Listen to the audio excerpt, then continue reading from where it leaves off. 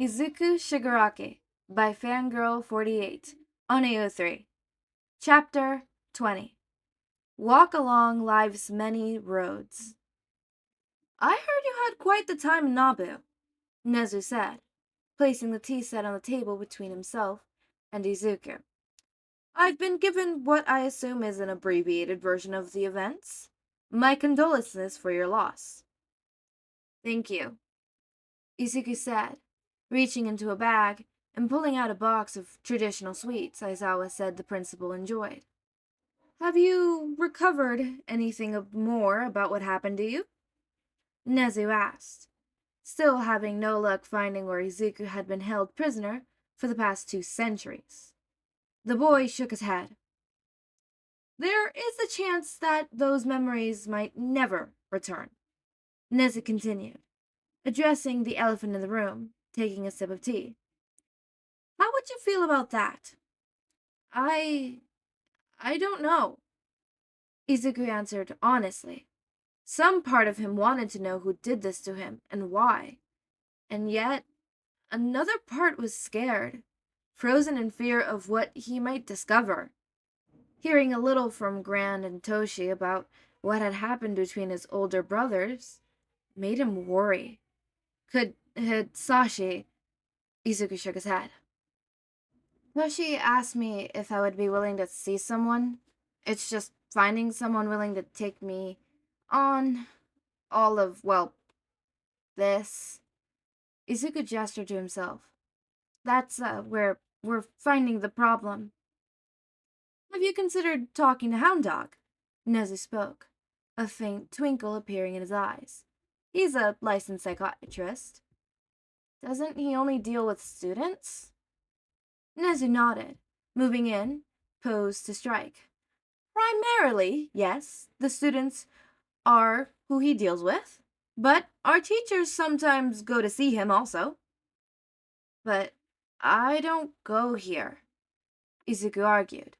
Even though you've been really nice in tutoring me, I'm not an official student. Checkmate. Would you like to be? What? Unfortunately, even with our accelerated circumstance, it would be impossible to enroll you in this year, Nezu continued, taking one of the traditional sweets out of the packaging. But that gives us time to prepare you for the next year's hero course.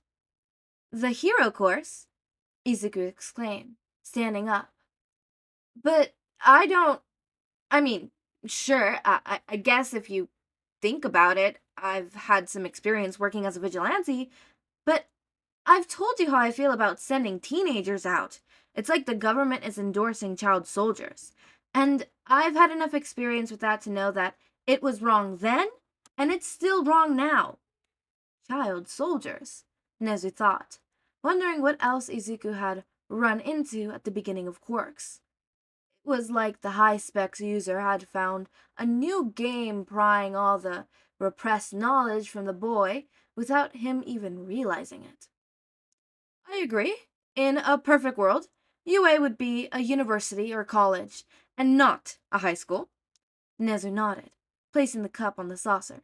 But the grim reality is, no matter how much we prepare the average 40 students we're supposed to teach, many will still retire or pass away before they're 30. Then why do it all? Because there are still people out there that need our help, Nezu answered, looking out the window, his car throbbing slightly. And people who hurt others because they can. Izuku was silent for a moment. Can I think about it? Take all the time you need. Izuku paused, just as he was about to take another bite. Him? A hero? It sounded like something from those comics and mangas Hisashi and Tamura would read to him when he was younger. How can you be a hero when you can't even save your own family? Shaking the dark voice away, Izuku put his lunch back down on the branch and leaned back, moving so that he was hanging with just his legs. Exercise was always a good way for Izuku to clear his mind, and the tree branches were just thick enough that he could do some pull-ups. The boy had done 20 when a loud voice startled him. "Found you!" Something blue flew past Izuku. Grabbing the branch, Izuku was about to yell at whatever it was when... "Oh my god!" Covering both his eyes so suddenly, Izuku released his hold on the branch, sending him plummeting towards the earth.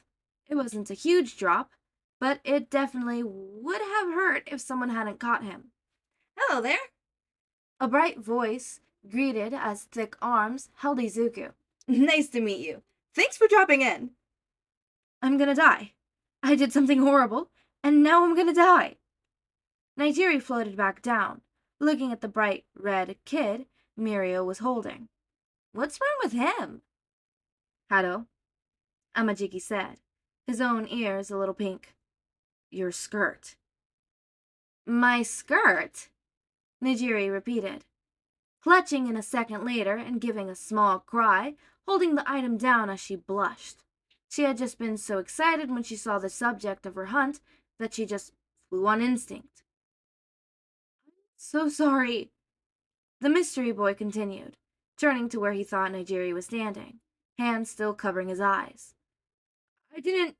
I did see, but I shouldn't have looked." The boy went limp in Mirio's arms, accepting his fate. "Just make it quick."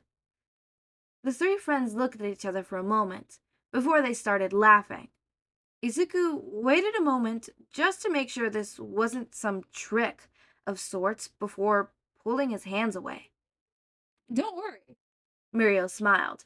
"It was an accident. Now, if it had been on purpose..."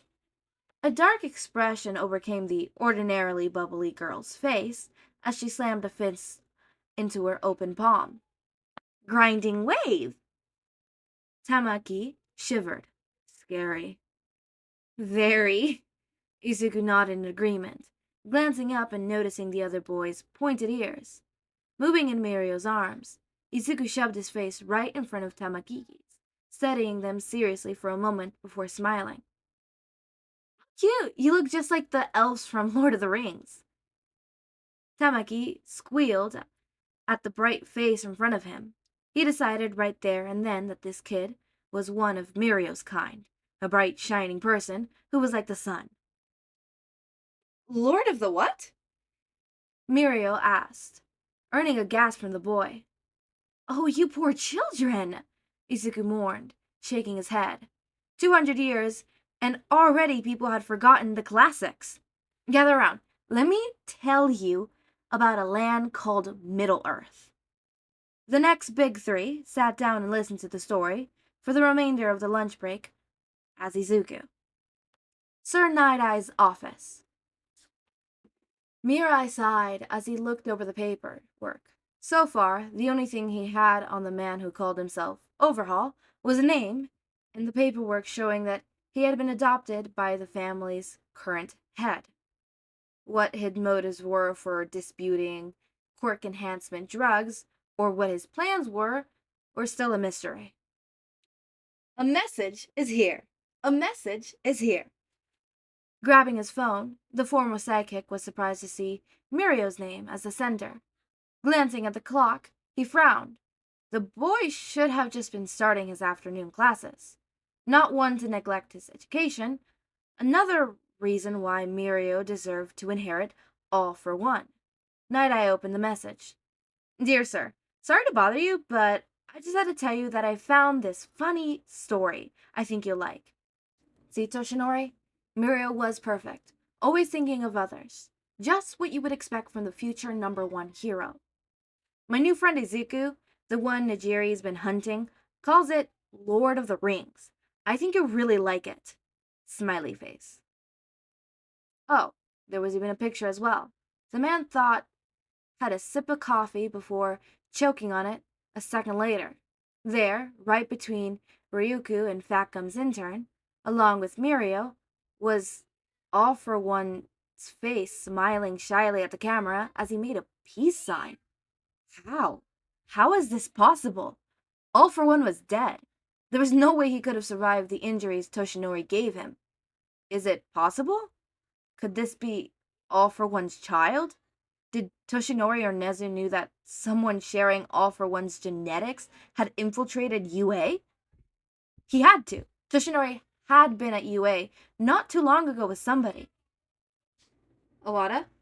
Sir said, jumping onto the intercom as he grabbed his briefcase, shoving things randomly inside. I need a train ticket ASAP. Any mind specifically? Came the immediate response. Just get me the fastest route to Might Tower. There was a slight gasp, followed by a bit of static, before the woman replied. Yes, sir. Mirai would find out what was going on, and he would find out straight from the source. Nabu. The man, formerly known as Ringmaster, stood with one foot on top of the young criminal, placing his cane directly in the center of the man's forehead. Now, see here, young man, the retired villain said, gesturing to the man's unconscious companion. I can forgive you and your friend there have been some following these girls around. I've seen the video and you may understand that you may have been a little starstruck. But today, you made the big mistake of trying to grab one of them. Poking the thug's forehead, the old man leaned down, his golden eyes becoming much sharper. Now, you're going to tell me who sent you and hand over whatever you've been using to talk to them. Fuck you, old man. I ain't telling you shit. Sora Tamura, the retired villain, formerly known as Ringmaster, smiled. As the current keeper of the demon's sanctuary, he couldn't help but to be thankful for his new strength boost quirk, which helped him keep the young fool pinned down. His former quirk, Bloodlink, allowed him to kinetically control small objects that had been soaked in his blood. The longer left to soak, or the more blood used, the stronger the connection. His preference, a set of 10 rings, that were the first thing he had ever stolen. But that quirk was long gone, taken from him before he was tossed in jail by All for One, the demon's own version of punishment. Sora never expected to get his quirk, or any quirk for that matter, back from the man. Not after what had happened under his watch. Yet, upon his release, the old demon had been waiting for him, this time with a small boy hidden in shadow. Sora had expected death at first, but instead was offered a job in a new quirk. The newly released prisoner had shaken his head. He didn't deserve anything after what had happened. This pleased the demon for some reason, because Sora next found himself walking up on the front of his house. A letter was on the table along with a cell phone. It explained what quirk All for One had given Sora, along with the specifics of his new job. The mansion, not too far away from his own staff to care for and maintenance, the house and expansive garden. All Sora would have to do was take care of a small graveyard, a short walk from the house, until he felt he was no longer able to. You listening to me, old man? The thug grinned. Soon as I beat your ass, I'm gonna sell the brat to the highest bidder. Should be worth a couple bucks, despite her being a Slam. With fierceness he hadn't shown since his days in the circus. Sora flapped the cane over him and hit the man as hard as he could. Instantly, the thug was knocked out, and judging by the wound where Sora had hit him, there was a good possibility that there had been some brain damage also. Not that it had mattered right now. Anyone who threatened May and Mimi like that would pay the price. Those girls were the lights of his life. They appeared one day in a cloud of smoke, all smiles and laughter blown away, all the darkness inside Sora's heart, as they declared a worthless piece of scum like him as their new grandpa. His own son wanted nothing to do with him. But May and Mimi, they loved him. And Sora would be damned if he didn't do anything and everything in his power to make sure they stayed safe. Opening the bleeding man's jacket, the old man grabbed the cell phone and opened it. Had young people today never heard of locking their phones? Finding the most common number and calling it. It rang a few times before a tired voice picked up. You idiots better be on your way. I'm not paying you if you've broken the contract. Well, that's odd, Sarah hummed, looking up at the sky. watching as the bird took flight. What contract would there be, I wonder? Who is this? Not your two employees, I can tell you that. Sora grinned. Tell me, do you know Nabaru's nickname in the underworld? There was a slight hesitation before the other man spoke. Off limits? Bingo! He cheered.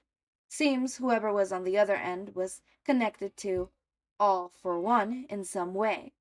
There were a few others like Sora and Nabu, reported to the villain about any organization trying to make a move into the city.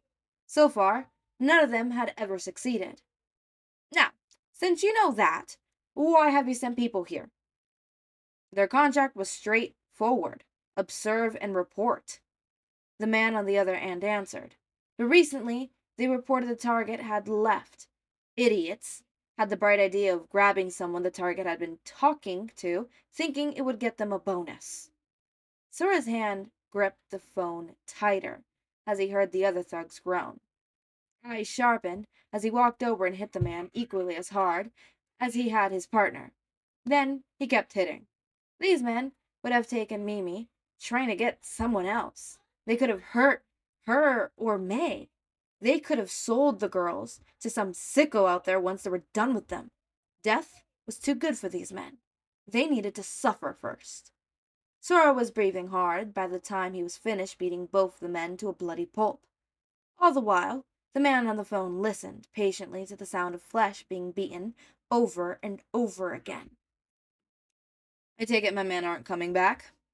Nabu is off limits, Sora growled into the phone. Follow your target anywhere else, but not here. Never here. I understand, the man answered. I will contact All for One and explain myself. Would you like me to have somebody come and dispose of the bodies? Don't worry.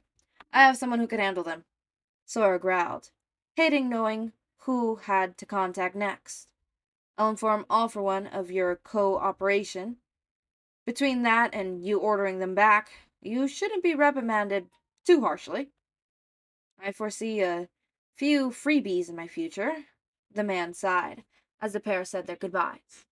Walking back into the house, Sora was glad he sent Mimi home instead of here. All the blood on him would have just made the girl worry. After washing his hands, Sora made his way to the hall closet, reaching on top of the shelf and pulling a box down. Opening it, there was the same cell phone that had been left to him, still sitting right where he had left it. Pressing a single number, the answer was almost immediate.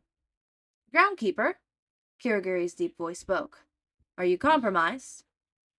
I have two idiots in my backyard, Sora answered. Someone sent an observe and report team into Nabu, and they went off script. That is unfortunate, the Warp Gate user replied. But why is that something Sensei should care about? 'Cause earlier this week I had some visitors, Sora spoke. Now he was glad he had put up those cameras up in the graveyard after Gran Torino and Nana's boy had come to visit him. They were connected to Shamira, personally. Connect if you catch my meaning. There was the sound of shuffling and the creaking of a door before Kirigiri answered. What would you have me do with these men? After what I did, they're going to be out for a while, Sora said, knowing that it would take a few weeks' recovery time after the beating he gave. But they made certain threats towards some people I know. They'll be back once they're healed up. And I don't want that, Sora said, putting the kettle on. A nice cup of tea would certainly calm his nerves right now. I think they need to be taken to a trip to Akaron. There was a slight sound on the other end, almost like Kirigiri had taken a sharp breath. Are you sure? Once I take them there, you can't change your mind. Sora looked over towards the picture on the wall. It was him, May, and Mimi at a contest May had won. Something about building robots. May was holding Mimi, while the girl proudly showed the first place medal and the bot to the person taking the photo. Sora stood next to May, looking at the girl with pride in his eyes.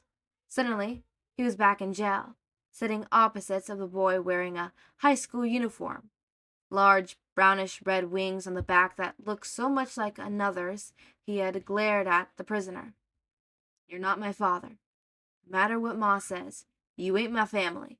This is the only and first time you'll ever see me. Understand?" Sora Tamaki had been many things in his life. A thief, a villain, and for a brief second, he was a husband. The last one, though, was debatable, given he was thrown into jail before the paperwork could be turned in. He may never have gotten a chance to be a father with his own son or any children he might have had, but no matter what, he would do right for these girls. No regrets.